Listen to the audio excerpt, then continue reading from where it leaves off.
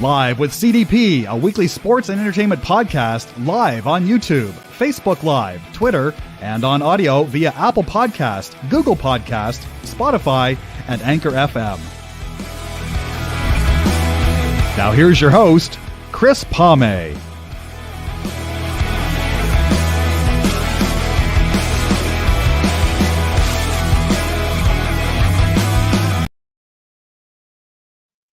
Good afternoon, everybody. Welcome to the 200th edition of Live with CDP Sports Talk today. Again, sponsored by Barry Cullen Chevrolet Dealership at 905 Woodlawn Road West in the Guelph Auto Mall. You can check out their latest used and new GM vehicles at barrycullen.com. You can also call them at 519-824-0210. Again, it is episode 200 today, and again, sponsored by Barry Cullen Chevrolet Dealership here in Guelph, in the Guelph Auto Mall as well. And check out barrycullen.com. Anyways, guys, today is season 4, episode 35, and I'm looking forward to my guest today. I'm going to bring him on in one moment. And I'm looking forward to my guest today. His name is Cam Manna.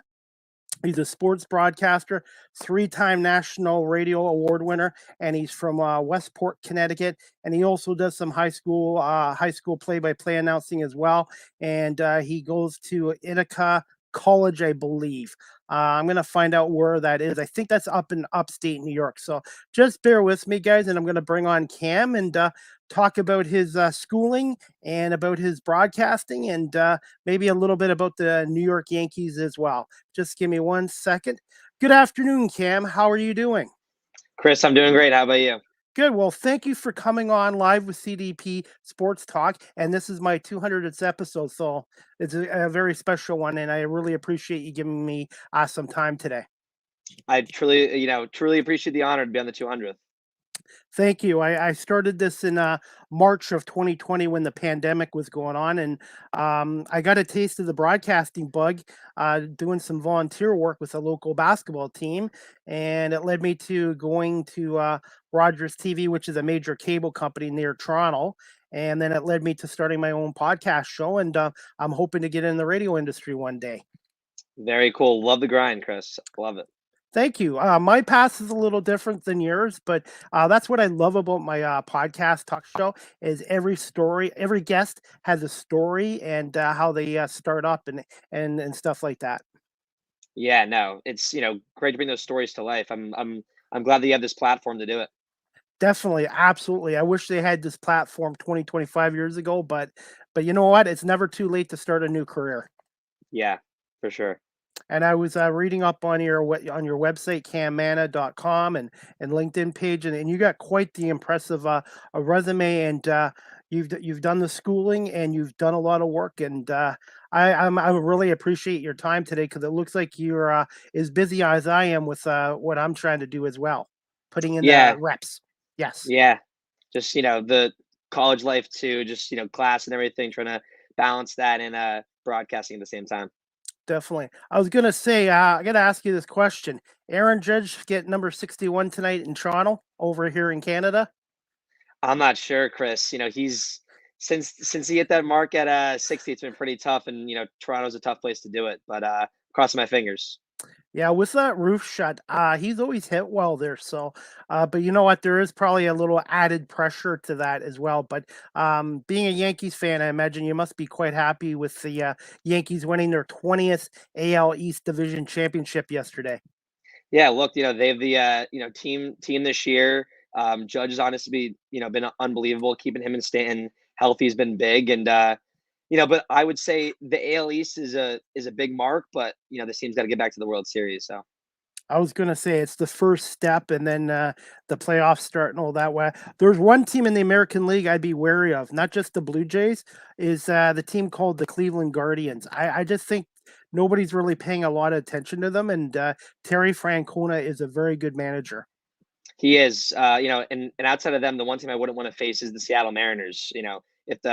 If Seattle gets in the playoffs, being in the playoffs for the first time in a long time for that team, I think that they're going to be really running high. Yeah, I think the last time Seattle made the playoffs was 2001, I believe. Yeah, it was a long time ago.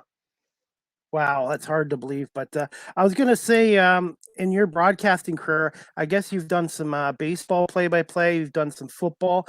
Now, have you done hockey and basketball too? I did Oh, I can't hear Basketball a you. lot throughout. Um, I would say that was my main sport at first, starting around 8th grade, called basketball all the way, and then now into college, I've called a lot of college basketball. Hockey, I called a little bit in high school as well. I think I've hit most of the sports, so I have that wide range of experience in the play-by-play department. That's awesome. Now, which sport do you find the one you have to be the quickest with? Like, I personally think hockey's the hardest one to do, but I just wanted to get your take on that. Yeah, hockey radio is by far the toughest one to do because the puck's moving so quick, so many different players in the ice with all the changes and all the different lines. That one's definitely the toughest to do on the radio. I would say TV hockey is great, obviously, because the viewer is seeing what's obviously going on in front of you. But I love the speed of basketball on the radio because you know who's on the court. You see the substitutions. It's 5-on-5, so that's a lot easier to read, and I love that pace. I was gonna say, and you started doing a little bit of broadcasting when you were a child. You were mentioning earlier. Yeah, so broadcasting as much as I could. When I was 6, I would be in the front yard pretending I was John Sterling of the New York Yankees and Derek Jeter at the same exact time, and the neighbors would look out the window and probably be asking some questions about what's this kid doing in his yard. But that's when it started, my passion for just sports and talking. I'd be in the 3rd grade cafeteria just going crazy talking about the New York Giants, and then that just grew. Day by day I would be in my living room watching Knicks games, yelling at the TV, turned into broadcasting, and it just really only grown from there. I was reading up that you were from Westport, Connecticut. That near Hartford, and how far is it from New York City? So about an hour from New York City, and probably close to an hour and a half from Hartford. Loved growing up there. That's kind of the Connecticut split. When you look at sports teams, I feel like if you're closer to the city, you're a little bit more on the New York side. Hartford, you kind of get more to the Boston fan base.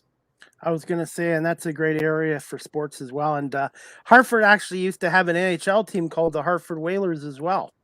Yeah, so I actually I was a big Bridgeport Sound Tigers fan. That was now they're the Bridgeport Islanders. They're the minor affiliate of the New York Islanders. So I would go to a lot of Bridgeport Sound Tigers games, and they would play, just a ton of teams. That was kind of, the closest sports team that I had to me. Probably Bridgeport's, 25 minutes from where I live.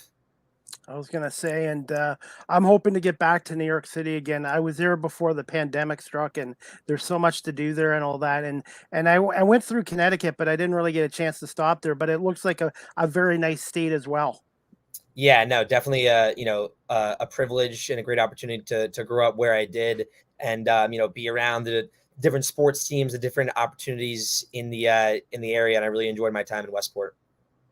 Okay, and you already answered my next question when you decided to pursue a career in broadcasting media. So I'm going to go with this question next, Cam.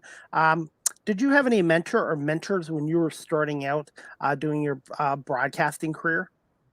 Yeah, so I think mentors in general were the people that I just had in my life as a support system. No one pushed me exactly towards sports. I think that was something that I caught on my own in the broadcasting aspect. But my parents were obviously there the whole entire way, supporting me for whatever I needed. And then I was able to get to high school, and then had a really good group of friends that were always very supportive, always willing to come on to my little podcast that I would have, and things like that. And then my high school radio teacher, Gino Heider, was a really big mentor in my life, keeping me on the right track on what I wanted to do with broadcasting. And then another one of those is Bruce Beck. He's at NBC right now, longtime sports anchor. He's been amazing to me as well. Just I think the most important thing, those mentors you have around you, that's that support system, whether they're in sports or not, just keeping your head straight and having that right support system around you and those people. I think that's crucial. Absolutely. And I just started my show a couple years ago, 2.5 years ago. And I've had guys like John Murphy on from the Bills, Bob Sochi from the Patriots, guys, Freddie Coleman and stuff like that, big name guests. And they've been so supportive of what I'm trying to do. And everybody in this industry, even though I'm 50 years old, has been really great about coming on my show or giving me some advice and some insight. And this is another reason I want to get into radio, and not just for the fame or the money aspect of it. It's just I've met a lot of really good people and made a lot of great contacts. Yeah, and Chris, what you're doing right now, you're bringing stories to life, throughout 200 shows, and at the same exact time too, you're not doing something that you wake up every single day and you're confused about why you're doing it. You obviously have a passion for this. And I think the thing about broadcasting and radio and TV in general is when you're doing it, it's almost not even a job. It's almost like, you're just, someone that's just talking sports, having a good time. And I think it's really special that, people have the ability to do this and make it for a living. Well, yeah, and with this technology, I've had guests on from Australia, from California, obviously from New York, and this technology is just really amazing. And the way I look at it too, Cam, is I'm still a work in progress, and I'm trying to get better every show, every day. And I'm also doing camera work as well, so I'm getting to see the TV side as well as the radio side of the industry. Yeah, it's great to be versatile on all sides, because you really never know where things go. You can be put into any big spot and have to step up. That's always being skillful in all areas of broadcasting and ready for that opportunity is definitely crucial. Absolutely, and I've also I have been doing some digital writing and also freelance media work, and now I'm doing live interviews when I go to wrestling cards or live sporting events. I bring my microphone with me, plug it into my phone, and just learn how to interview somebody right on the spot. Best way to do it, Chris. That's awesome. So, and like I said, I'm always willing to keep learning, and there's so much to learn in this industry, and that's what I love about it. Yeah, and the people you have around you to talk to about the different ways that you can learn. You're always trying to improve day by day. There's always things that you can do. Even when you think that you're doing something perfect, there's always things you can nitpick. And I think that the best thing you can do is obviously be your own best critic, because if you're one to critique yourself and take that take that to heart and work on it, and not take it personally, I think that's where you become the best. I was going to say one area I would like to work on, and I'm still doing this, is name pronunciation. Have you had to deal with some names that were kind of tricky to pronounce as well? For sure, Chris. Yeah, and there's certain words that would keep me up at night before a broadcast, but kind of just spelling them out a certain way, and just practicing it over and over again. I would kind of videotape myself saying it correctly once and then listening to that back. I think that's one of the best ways to do it, because there's obviously some crazy last names out there that you want to get right. It's your job to do it. Absolutely, and mistakes do happen, but you want to try to do it well. I even had a public addressing and announcing gig a couple weeks ago, and I did okay, but I still need to work on some name pronunciation. But the more you do something, like you said, Cam, the more reps, the more practice, you do eventually get a lot more confidence and a lot more efficient doing things. Yeah, it's all about the reps, and all about just taking the opportunities and working hard, and preparation, most important thing. Okay. Before I get to the next question, Cam, is it okay if I just show my audience a 2-minute video clip of your demo reel? Yeah, sure. I got it off your website, if that's okay. Sounds good. Go ahead. Okay, I do this with all my guests on here just to promote them on here, so just bear with me 1 second. Athletes decided to shatter some records this past weekend, and the Ivy League handed out multiple awards to Cornell athletes. All that and so much more when we return. Welcome back to Newswatch. I'm Cam Manna with sports. Records were always meant to be broken, and the Ithaca women's basketball team decided to not just break one, but two this past weekend. On Sunday,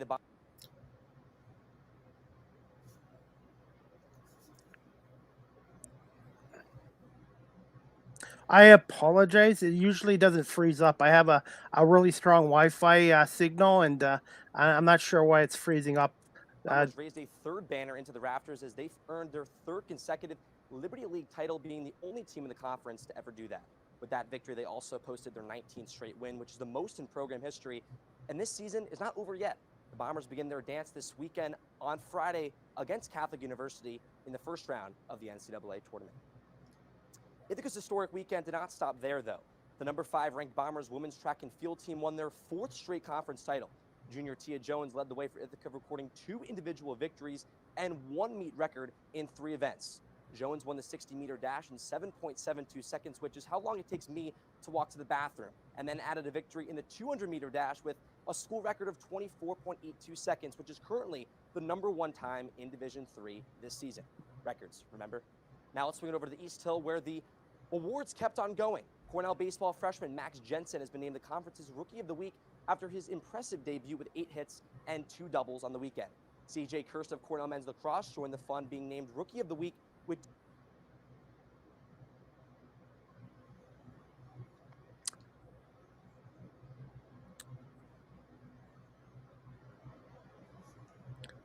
two key goals in Big Red's 9-5 win over Lehigh. And hey, 3 times the charm. Guy Ragland Jr. of Big Red men's basketball also earned Rookie of the Week with 11 points, 2 rebounds, and 2 blocks. And with today being March 1st, it's safe to say the madness is upon us. In 13 days, the NCAA Division I tournament will kick off, and March Madness will be back. Baylor is looking to defend its national title, but a team has not won back-to-back titles since Florida in 2007, so maybe don't pick Baylor this year in your bracket, guys.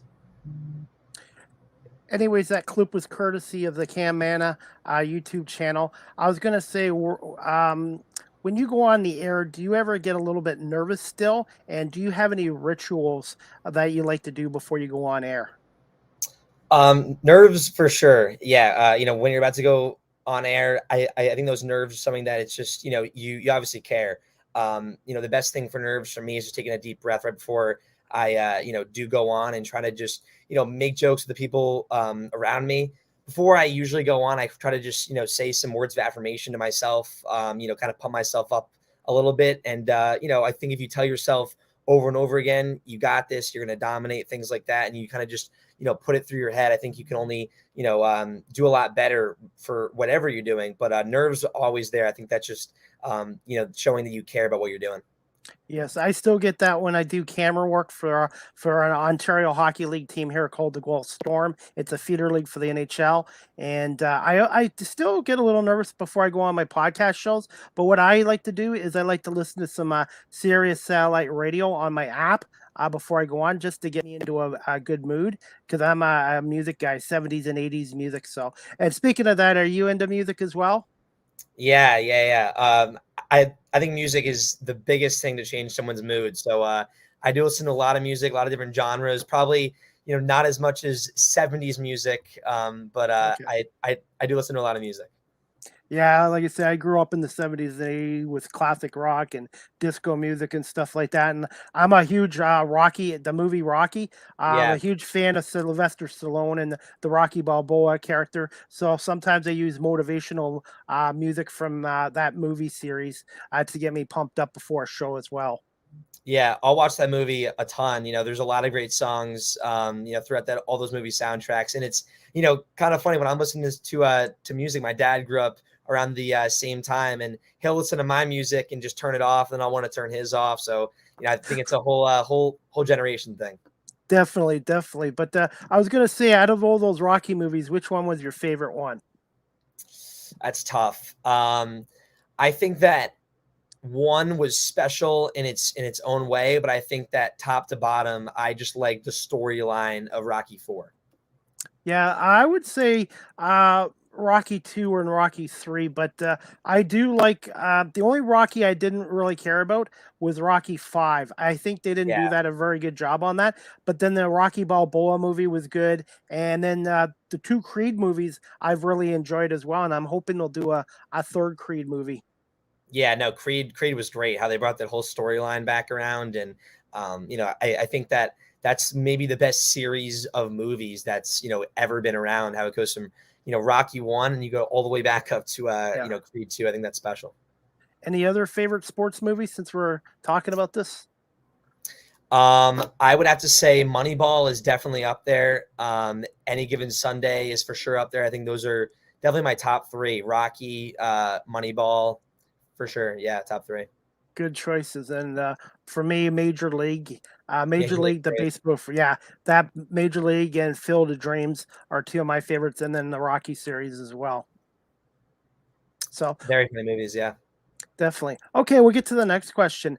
Cam, can you just tell us about your first ever job in broadcasting media and your first game doing play-by-play, and what was that experience like?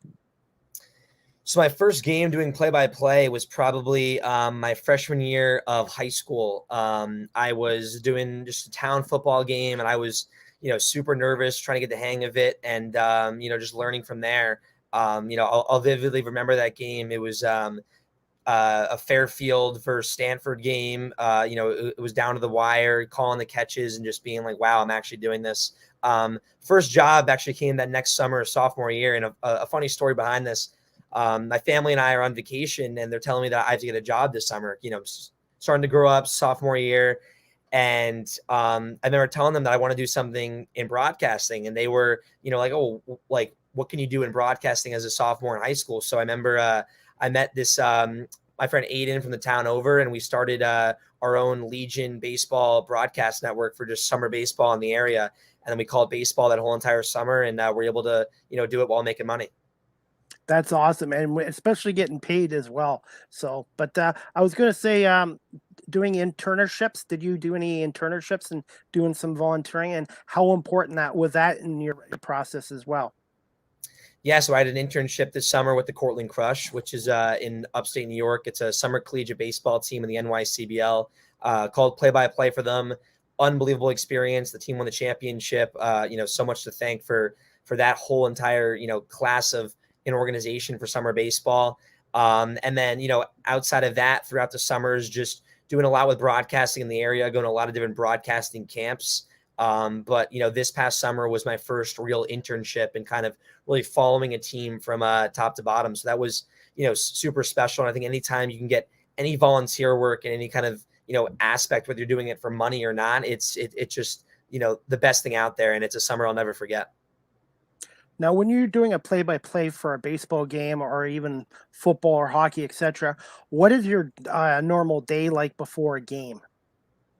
Yeah, so usually wake up, do some prep right away in the morning for the game, kind of look at stats, try to get the lineups as soon as possible from the coaches, and take the storylines down for the teams, look at their last few games, any big things popping out. And then I like to step away from the game a little bit. I love to just go to the gym before a broadcast, kind of just, get a good workout in, just, lock in mentally, and then come back, take a shower, head to the ballpark or the, stadium, get my lineups in, probably put my AirPods in, get the music, go around the dugouts, talk to the players, and then lock in and get a great broadcast together.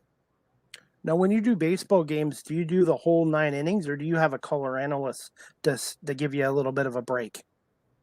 Yeah, so it honestly depended on the game this summer. I had a co-broadcaster that I would work with, so we would sometimes share the innings depending on the game. But I did a lot of 9-inning baseball games by myself, which is those days you got to definitely have a lot of tea and some cough drops and really lock in vocally, but also get your storylines and just knowing there's a lot of people tuning in. But I think that when you're calling 9 innings by yourself, I think that's also a time you could showcase your personality and things like that, because baseball is a long game and there's a lot of stoppage of play between each pitches. So there's a lot more than just the play-by-play of it. It's talking about the players, bringing their stories to life, talking about how they got to where they are, and being yourself in the process. And one thing I was going to say, you don't want to ever have dead air either. No. And dead air at times can be good if there's a home run, you want to get the crowd noise, but if there's not a lot going on, you don't want to just not be talking for 10-15 seconds and then the people that are tuning in tune out. And one thing you guys got to deal with, is I've seen this as a camera operator as well, is a hot mic too. You got to be always awareful of a hot mic.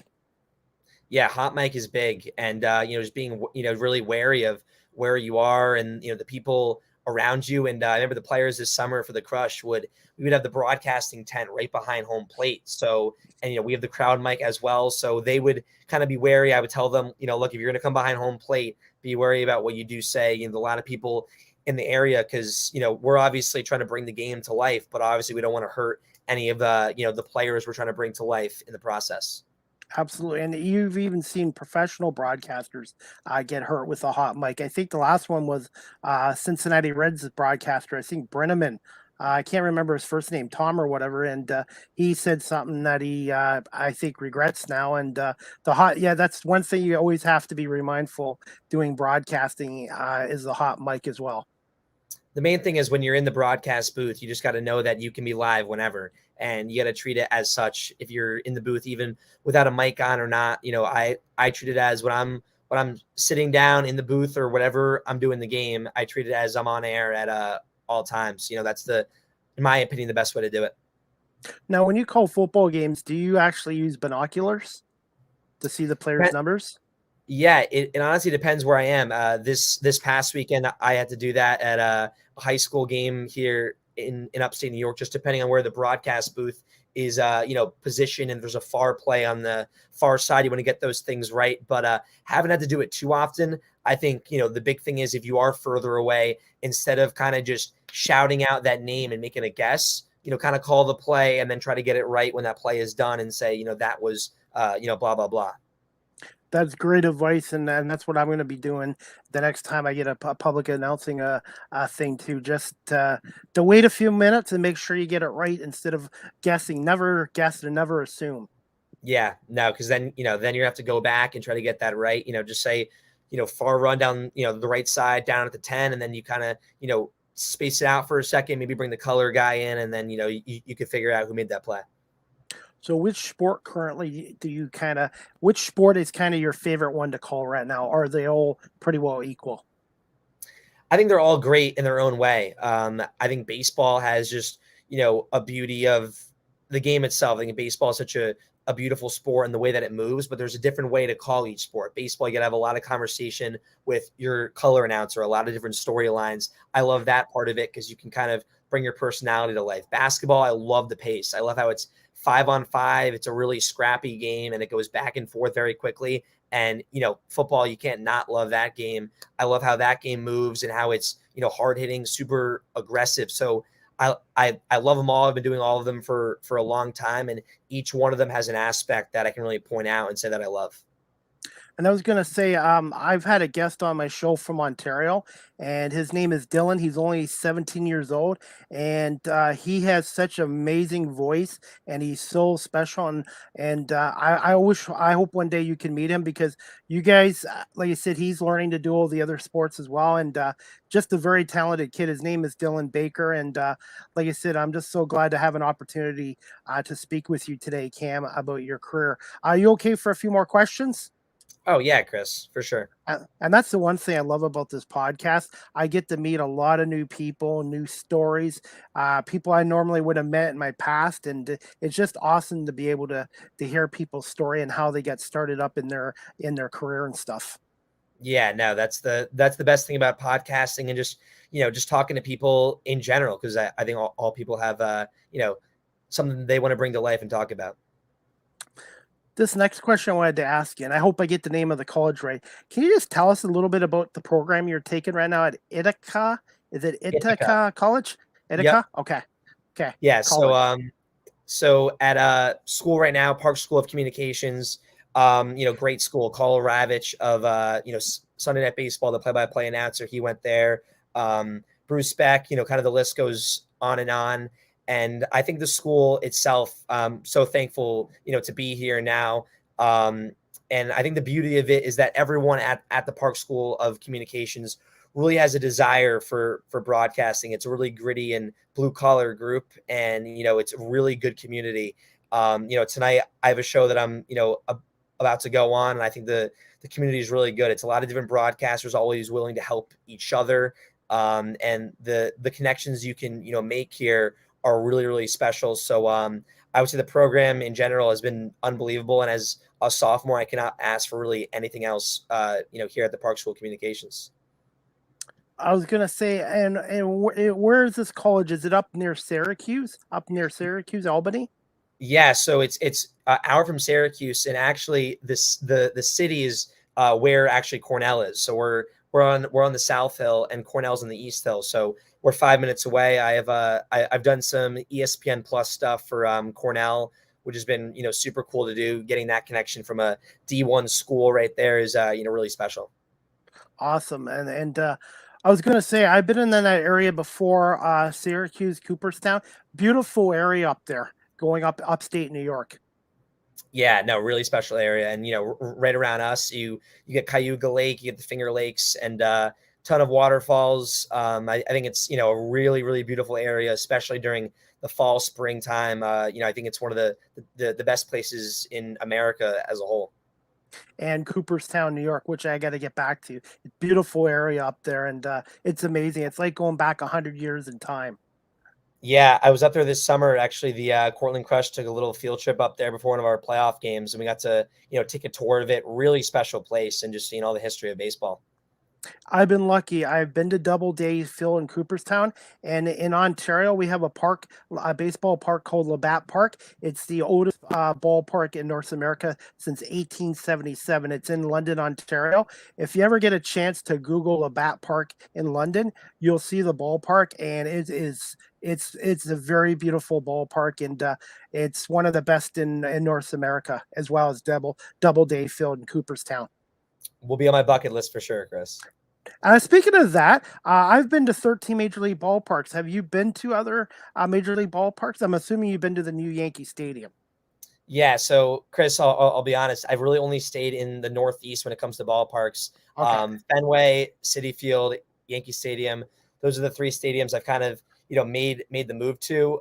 Since I'm being a Yankee fan, kind of being 45 minutes from the city. That's where I usually make the trip to the games. But, me and my dad have definitely been talking about it. We want to make the trip, obviously, to a lot of different ballparks we have on our bucket list.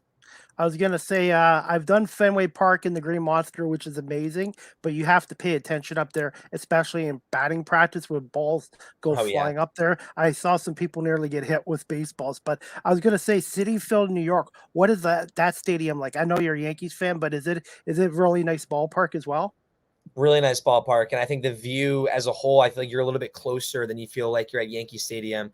I've enjoyed my time going to Citi Field as a whole. I think it's a really good baseball friendly ballpark for the fans as a whole. And I think there's a lot to do.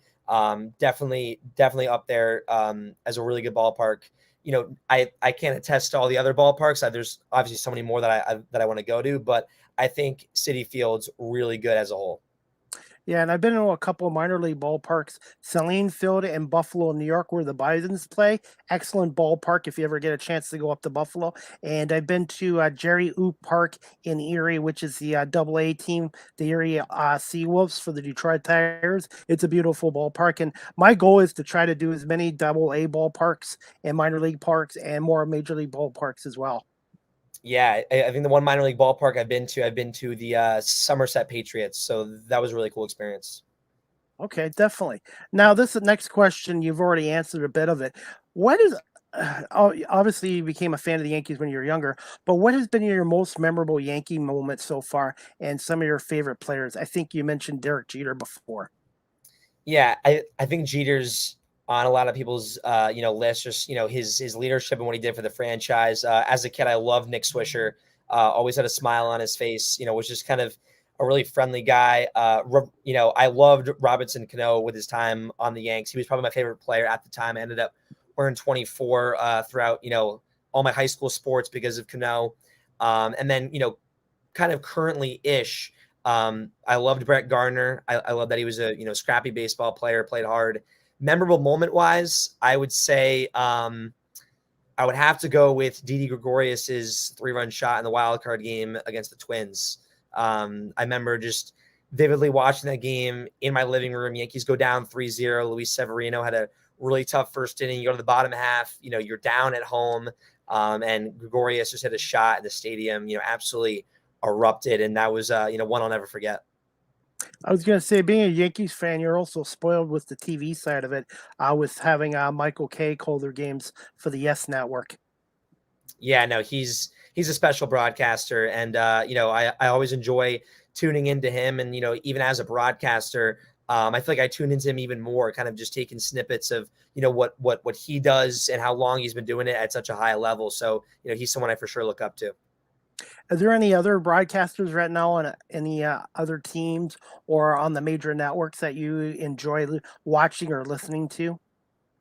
I love Ryan Ruocco. He does a lot of Yankee games as well. David Sims of the Mariners, he does a really good job as well.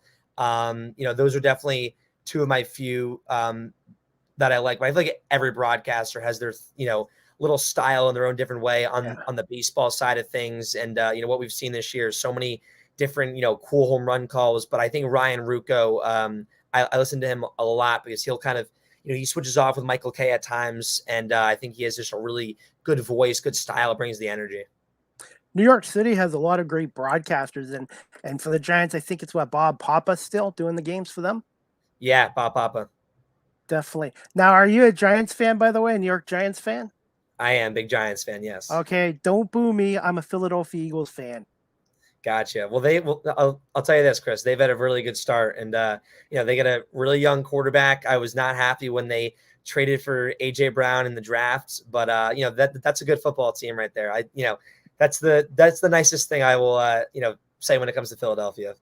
Well, I was going to say, and I think the Giants are on the right path. I like your head coach in Brian Daboll. He did a great job with the Buffalo Bills as their offensive coordinator, and I think it's going to take him a little bit of time, but I think the Giants in the next year or two, maybe not this year, but I think next year they can compete for a wild card spot in the NFC if Daboll can get the quarterback situation straightened out.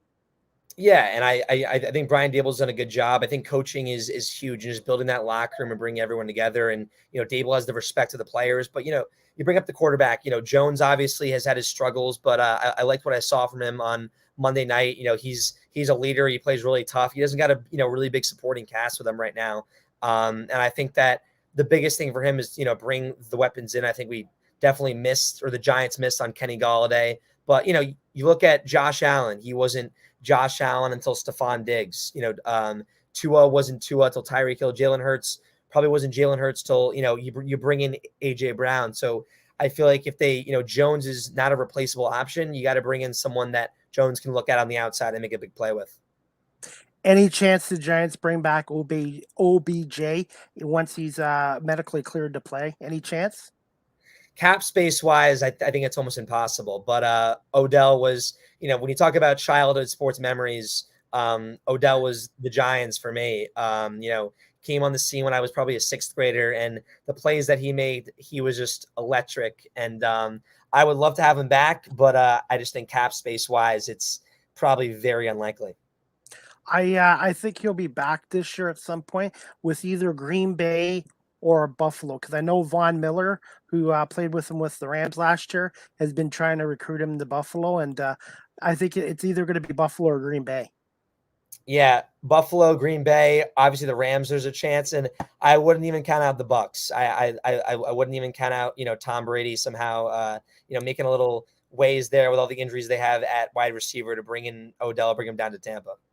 I was going to say the injuries this year are just unbelievable. And also, it seems like the defenses are one step ahead of the offenses compared to last year during the pandemic, where there was limited training camp and preseason games. Well, yeah, and I think that comes down to, film and getting a lot more of a, an off season for the defenses to get all of that settled down.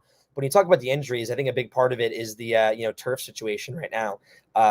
We saw what happened on Monday Night Football with Sterling Shepard of the Giants. He was just jogging and ended up tearing his ACL. So I think there's definitely a turf issue. And we've seen with MetLife Stadium, injuries in general have just been, really, really dominant at MetLife Stadium. So I think that's something that needs to be fixed. When you look at the injuries for these guys, these teams are making, billions of dollars, and the turf's been a problem. So maybe something to invest in, maybe a grass field or, a new type of turf.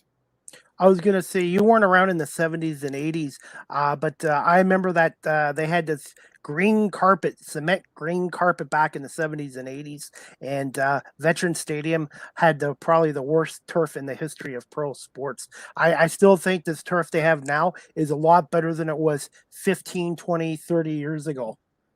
Can't imagine. Yeah, no, just I definitely think it's definitely better in a way, but I think now that the players kind of maybe running a little bit faster and doing a little different things at a high level, the ACL injuries at MetLife Stadium specifically have just been really a lot the last few years. I think the 49ers back in I think it was 2019, 2020 lost I think 3 or 4 players in one game to the same injury.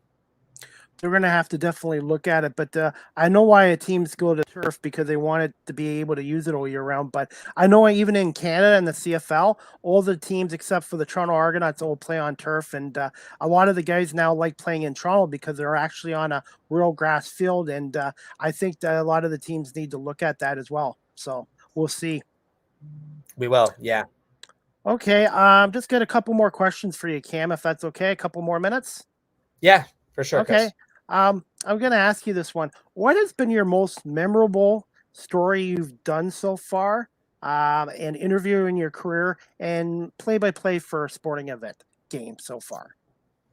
Yeah, so memorable story for an interview. There's a few that come to mind. I would have to say one of the first ones was probably the shutdown of Connecticut football during the COVID-19 pandemic in 2020. I was able that year to go to the Connecticut State Capitol and get a lot of, cool insight from a lot of different people that had, different objections on the situation, whether they should play football or not. And I feel like that was a really cool story at the time.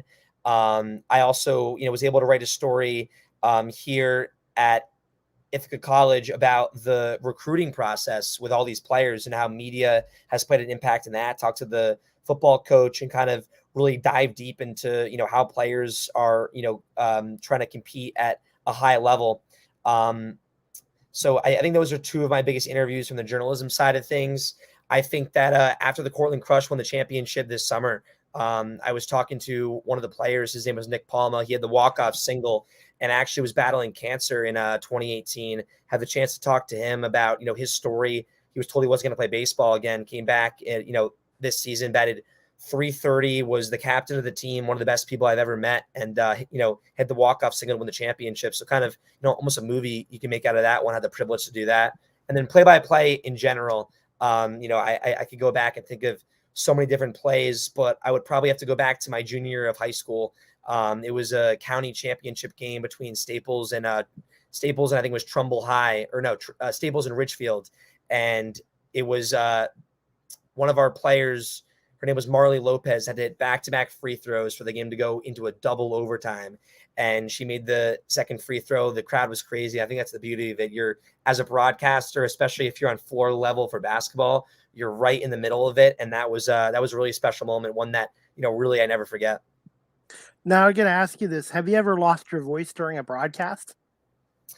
I've been close. Completely lose it, no. But I've, definitely been close where it gets super raspy and things like that. It's happened, it happened this summer a few times during, some big games, long stretches of, games over and over again. And, just between innings, you're trying to just, drink some cough drops, or you have some hot tea next to you. I think those are the only things that you can do. But I've never completely lost it where I couldn't do a game. What has been your favorite arena and ballpark to call a game from so far? Well, this year for Ithaca Bomber football, they're playing SUNY Cortland actually at Yankee Stadium for the Cortica Jug game. So I'll be there for that game doing pregame, halftime, and the postgame show. I'm the radio host. So I think being in the Yankee Stadium booth is going to be, probably on the top of that list. I think that's almost a dream come true that I get the opportunity to do that. But I would say as of right now, one place that I had the chance to do it, I would probably say Frontier Field, AAA affiliate of the Washington Nationals. The Cortland Crush played there this summer.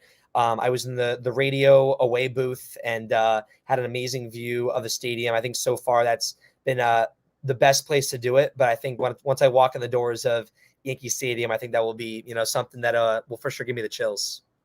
Now, when you do road games, do you travel with the team on the bus, or do you have to get there on your own car? So for Ithaca College sports, we have to go through our own car to drive to the game. With the Cortland Crush this summer, I had the privilege to travel with the team. And I think that was super special because, as a broadcaster, obviously there was the boundary where you don't want to be complete friends with the players, because obviously you're broadcasting, you got to be an honest journalist, but also just being on the bus with the team, being a former athlete, being around that atmosphere was super special. Taking those bus rides was definitely something I'll never forget, and kind of, hearing the stories in the background that the players are talking about. So that was really cool. Making the drives from Cortland going up to Olean and Rochester as well was definitely the time of my life. What's your longest bus trip? And when you did play sports, I think you answered this, was number 24 your favorite number to wear then? Yeah, so 24 was my baseball number. Number 4 was my football number. 24, I still have a chain that I wear. It's almost a number that's just very close to me. My parents and my friends sometimes just call me 24. But trip wise, broadcasting, I think the longest trip I've taken is probably 4 hours. And I would say baseball wise, man, I've probably done 6-7 hour trips for games at times. So there's been some long rides, but I think those long rides are the ones you always remember. Definitely. And some of the guys have had to do 10-12 hour bus rides as well, and you learn a lot about yourself and the players on a bus for that amount of time. Yeah, and I feel like at that point you got to charge your AirPods. You got to be able to fall asleep at some point, and download some movies or whatever, because especially when you're in a bus, you're not in the air flying, because bus rides more of a crammed space. It's not fun, but I think the times that are the ones you got to kind of just lock in are the ones you always look back and remember and kind of laugh about. Now, have you done any games where you've had to take an airplane yet, or not quite yet? The furthest trip I had to take airplane wise, I went to a high school radio awards in Chicago. So I did take a plane for that, but for an actual broadcast, I've yet to take an actual plane too. But that's something that I'm really looking forward to. I think that's, would be super cool. You get on a plane, you arrive at a different ballpark, but so far it's just been the buses. And I think that's, for now, not bad. Okay, last question I'm going to ask you, Cam, because I'm going to let you go. Any advice for those who are watching this podcast right now or listening to it later on, looking to pursue a career in broadcasting and media industry? And where can my audience find you on social media? And one other thing I wanted to ask you, have you ever followed lacrosse, the game of lacrosse yet? Yeah, so first, I'll go backwards on those. I have followed the sport of lacrosse. I called lacrosse in high school. Staples High School just won the Connecticut State Championship, and I've been calling a little bit here at school. Both lacrosse teams here are very outstanding Division III programs. On social media, you can find me Cameron Manna on my Twitter, cam.manna24 on my Instagram. And then just talking about advice for broadcasting in general, I think you need something. First of all, you need the love of it, because it's a grind and you got to love what you're doing. And I think that's one thing that, Chris, you have, and I think that I have as well, is just the love for what you're doing. That's the most important thing. I would say advice for getting into it, you got to have something that stands out. You got to have, something that you're specifically good at, and you got to have a little story, behind what you're doing. Specifically for me, I think, a motto that I keep true to me is staying scrappy. And I think the biggest thing for me there was, you don't have to be the best. You don't have to be the strongest, the fastest, or even the most talented. But I think that whatever you're doing, you got to do it in a gritty and a hardworking fashion. And that's been what I've done throughout sports, and even with broadcasting. I've been told throughout the years that broadcasting maybe not, for me, but I feel like the people that are, your critics are kind of in the background. They're not on the same wavelength and trying to get to where you're trying to get. And I think that, for a career like broadcasting, that's something that's a little bit out of the ordinary at times. You got to have that, tunnel vision of, if this is what you want to do, go all in, and, don't have anyone tell you that you really can't do it. Cause I think that, I can say it even still as a 20-year-old right now in my life, and I'm not fully there yet, but I've been told throughout my route that, maybe this isn't for you. And I'm still doing it to this day. There's broadcasters that have been in the minors for 10 years and they got to the majors. So, advice for me through and through, do you never give up, and, in the process, kind of just lock in and really do everything you can to pursue something if this is really what you want to do. And one thing I love about this show, we've already mentioned hearing stories from my guests, but doing podcasting, doing my camera work, doing my freelance media work, I've worked with people your age who are 20, or I've worked with people that are in their 60s and 70s or 40s and whatever. I'm working with a great group of people from different age groups, and nobody judges you based on your age group as well. Everyone wants to work together and help each other. Yeah, and that's the beauty of broadcasting. It's an industry that's really all about creativity, and everyone's trying to do something. Everyone is obviously competing in the industry, but I think it's such a collaborative effort for what you're doing, and I think that's why it's so special. And Chris, I truly love what you're doing with this podcast right here, and what you want to do with radio and beyond. And I feel like for all everyone else that is staying in it, I think you just got to be persistent. You got to be scrappy. You got to be gritty. Broadcasting's, you're not always going to make the most money. You're not always going to be in the best location. But if you truly love this, and I think you keep your head down and you keep going, it's, I think if you never give up, you'll get to where you want to get. And also, you have to have a little thick skin, because sometimes you're going to get critics and naysayers and stuff like that as well. So, and I feel like those naysayers too, people that, will have a little, things to say here and there. I think you got to learn to use that as motivation, because not everyone's always going to, be your best supporter. But I feel like you're doing something right when someone from the outside is, saying some things about you. Because, if they're not really in your life or on your wavelength, or, following your dream, and that's just someone on the outside that, really you don't have to worry about in the long run. So, just stay true, and, just try to dominate at whatever you're doing. a lot of the stuff you said today, Chuck Swirsky, who does the Chicago Bulls games, said the same thing. And Cam, I don't know you that well, but just talking to you for the last 50 minutes here, I know you're going to have a very successful career in broadcasting. And I'm hoping again to have you on as a guest on my show again in the future, if you're interested as well. Chris, I would love to come on again, and I really appreciate what you're doing here. And, always best of luck down the road, and we'll for sure keep in touch. Okay, well, Cam, have a great night, and give me about 15, 20 minutes, and I'll have this show downloaded to audio like Apple, Google, Spotify, Anchor FM. And before I let you go quickly, 5 seconds, your podcast show, where can people find your podcast show, the name of it, and where is it on available? Yeah, so I do a podcast, the Next Up podcast. You can find that on Instagram. And then Cameron Manna on YouTube is where I upload all my broadcasting stuff. That's where you can find, everything that I'm doing currently. And then as you see below, cammanna.com is my website. Okay. Well, Cam, I'm going to let you go. But again, thank you so much for coming on Live with CDP Sports Talk, my 200th episode. And hopefully, like I said, we'll have you on again and maybe talk about your experience at Yankee Stadium as well. Chris, I truly appreciate the time. And yeah, we'll talk soon. Thank you so much, Cam. Have a great night. You too. Bye now. Thanks. Anyways, guys, I hope you enjoyed my podcast tonight with Cam Manna. He's an upcoming sports broadcaster up in the Ithaca, New York area as well. And he's also a three-time National Radio Award winner, and he's from Westport, Connecticut, and he's also does some high school play-by-play announcing as well. So you guys can also check Cam out on Twitter at Cameron Manna on Twitter. And you can also check out his website, cammanna.com. That's cammanna.com as well. And I really appreciate speaking to him, and he has such a great story as well. Guys, again, just to let you know, today's Live with CDP Sports Talk is celebrating its 200th episode, and I just want to say thank you to everyone for watching and listening, and to all my wonderful guests the past 2.5 years. There are so many guests.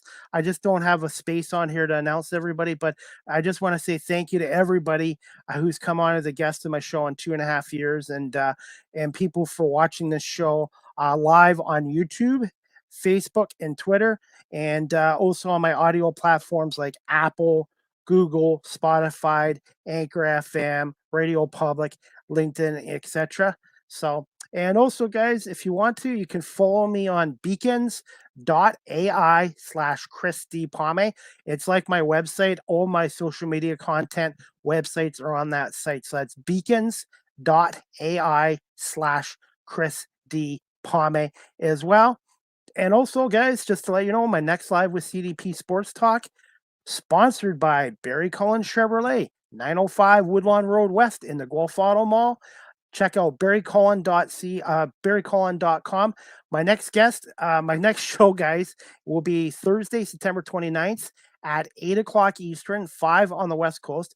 My guest will be Chris Spinelli. This will be his second time on my show. He's an actor, stand-up comedian from Los Angeles, California. So Chris is going to talk about his latest film, some of his latest stand-up comedy acts and shows. And Chris is also a sports fan as well, and a fan of the Dodgers and the Rams as well. So, and he is originally from Denver, Colorado. So I'm looking forward to that. So again, Live with CDP Sports Talk is sponsored by Barry Cullen Chevrolet, 905 Woodlawn Road West in the Guelph Auto Mall.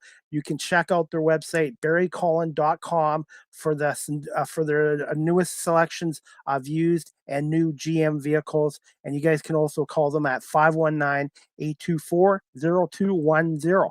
And again, special thank you to Mark Cullen from Barry Cullen Chevrolet for having faith in me and sponsoring my podcast show as well. So it's hard to believe 200 episodes. My first episode was back in March of 2020.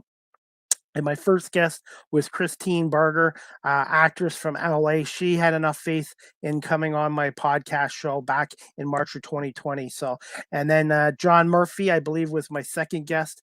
The voice of the Buffalo Bills came on as well. So it's hard to believe, man, 200 episodes. And like I said, everybody's been awesome. And I've had Pat Gregor from Coolbat Canada and the National Lacrosse League on 5 times, and also Aaron Sanders, the voice of the Windsor Express, on 5 times as well. And I've been very lucky to have great guests on over the years. And again, I want to say thank you to Cam Manna from Ithaca, New York, for coming on today as well. And like I said, guys, I'm looking forward to doing another podcast show tomorrow night at 8 o'clock with Chris Spinelli. And I got some more shows lined up for next week as well. And I'm also looking forward to doing some camera work Friday night with Rogers TV for the Guelph Storm home opener against the OHL champion Hamilton Bulldogs at 7:30 at the Sleeman Center. And I'll be one of the guys behind the camera, and looking forward to running into one of my guests and one of the Hamilton Bulldogs, Ryan Humphrey. He'll be playing for the Bulldogs that night, and he's from Northville, Michigan. And I'm hoping to be able to say hi to him in person and maybe get even a selfie with Ryan as well. And Sandra Murray set me up with Ryan to get him on my show a month ago as well. So thank you to Sandra Murray for getting me some guests in the last month and a half on my podcast show as well. And before we wrap this up, guys, since I'm pretty well finished now, just to let you know, I am working on some more T-shirts and merchandise, hopefully by October. So I'll cross your fingers on that. Just to let you know, Live with CDP podcast or Sports Talk podcast, whatever. The audio version is downloaded to Google Podcasts, Anchor FM, Apple Podcasts, Breaker, Pocket Cast, Radio Public, Spotify, Castbox, and LinkedIn as well. And I want to say thank you to everybody watching this on my YouTube channel. Please hit the subscribe notification and the likes to all my other previous shows on there. And thank you to everyone watching this on Facebook Live and on my Twitter page at Chris D. Palme as well. And please check out my latest Toronto Argonauts live audio show called the Argo Bounce every Tuesday night at 9 o'clock on Twitter under Chris D. Palme with my co-host Nick Small, as we talk about the Toronto Argonauts' previous game and also preview their next opponent, which would be the Calgary Stampeders this Saturday night at 7 o'clock on TSN from McMahon Stadium in Calgary as well. And as for the Eagles take on Doug Peterson, their former Super Bowl winning head coach, and Trevor Lawrence and those Jacksonville Jaguars this Sunday at 1 o'clock at the Link. And it will not be an easy game for the Eagles as well. And the other big game that day will be the Bills and Baltimore Ravens from Baltimore. And I'm looking forward to the Thursday night game, guys, between the 3-0 Miami Dolphins and the 1-2 Cincinnati Bengals from Cincinnati. I keep wanting to call it Paul Brown Stadium, but they changed it to a corporate name. But I really think Miami's a legitimate team. And as long as Tua can stay healthy, along with his weapons, I think that should be a good game. I've got Miami winning that game over Cincinnati 31-28. I just think Miami is going to just get a little more offense in Cincinnati, but I think it'll be a very good game as well. And the Michigan Wolverines, my team in college football in the States, they're at Iowa on Saturday, October 1st. I'm not sure what time the game is. That'll be Michigan's toughest game to date so far and their first road game as well. But anyways, I'm going to wrap this up, guys, shortly. As you guys know, Live with CDP podcast is produced by yours truly, CDP Media Productions as well. And also, guys, StreamYard is the official live stream provider of Live with CDP podcast. And also, guys, you can check me out on TikTok at Live with CDP. That's at Live with CDP. I now have over 1,025 followers. So I am posting now live videos on TikTok as well. Live with CDP merchandise. Podcast shirts are 15, coffee mugs are 15, and new podcast hats are 18. Shipping's extra if you're out of Guelph. I'm looking to get some merchandise done in October, guys, as well. And that's about it, guys. I'm going to wrap up this podcast show, but I just want to say again, thank you to Cam Manna for coming on, sports broadcaster and reporter from Ithaca, New York area, and a future inspiring broadcaster in the States. And he was selected to do a kids basketball game for ESPN before the pandemic struck as well. Check out his website again, cammanna.com. And you can check him out on Twitter as well. So I'll just put his one sec before I go, guys. I'm just going to put his website up again.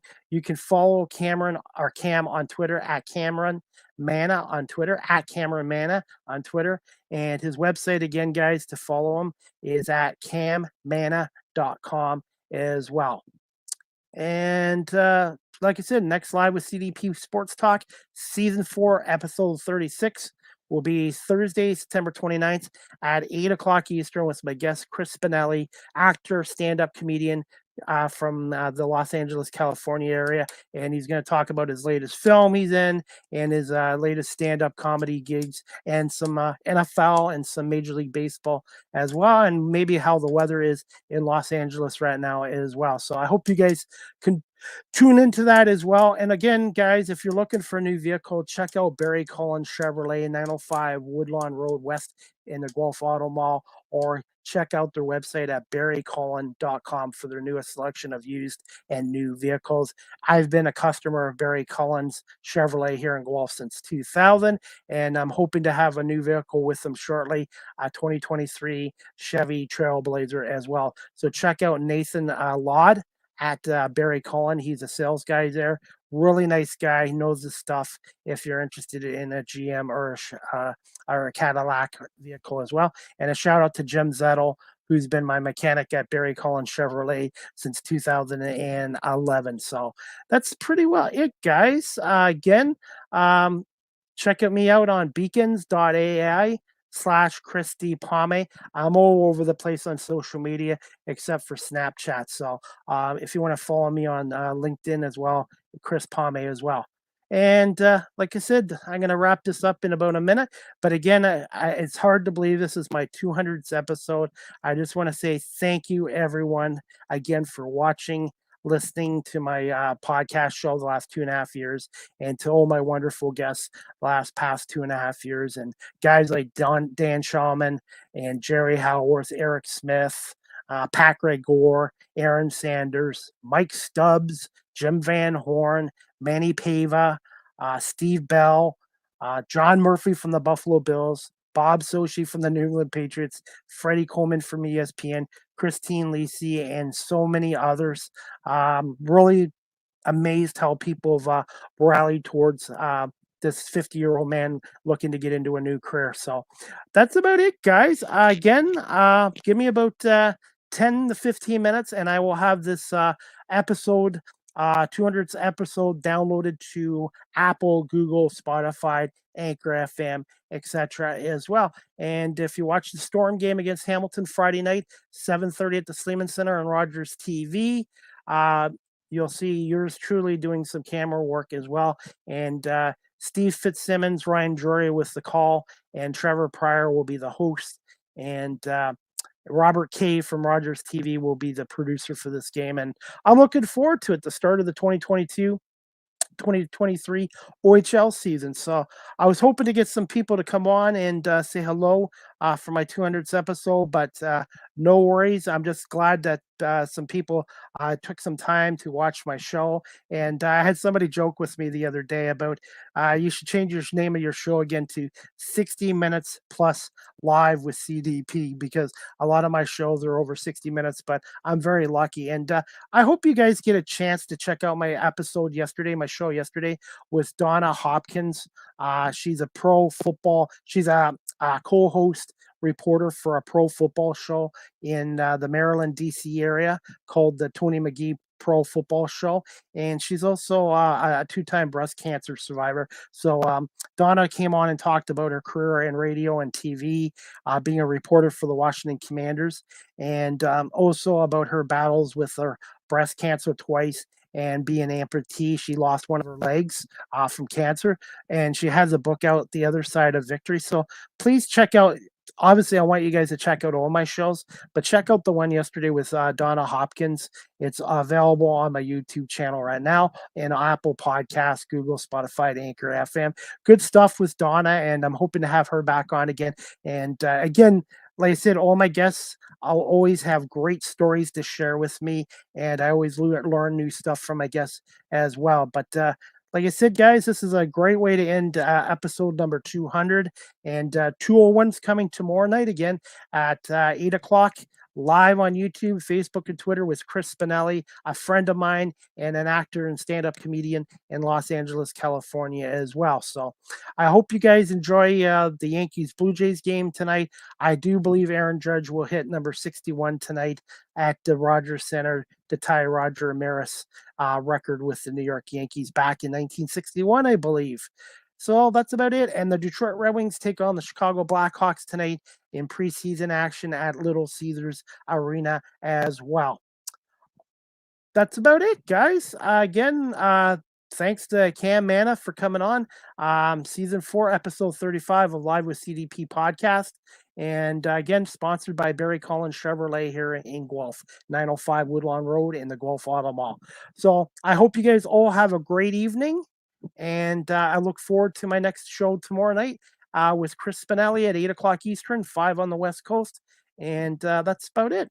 So thank you all again for taking some of your time out of your day and to watch or listen to this 200th episode again. And please, again, check me out on YouTube as well, and beacons.ai/Chris D. Palme, and also on TikTok at Live with CDP. All right. Have a great night, guys, and we'll see you tomorrow night, 8 o'clock here for another edition of Live with CDP podcast. Take care.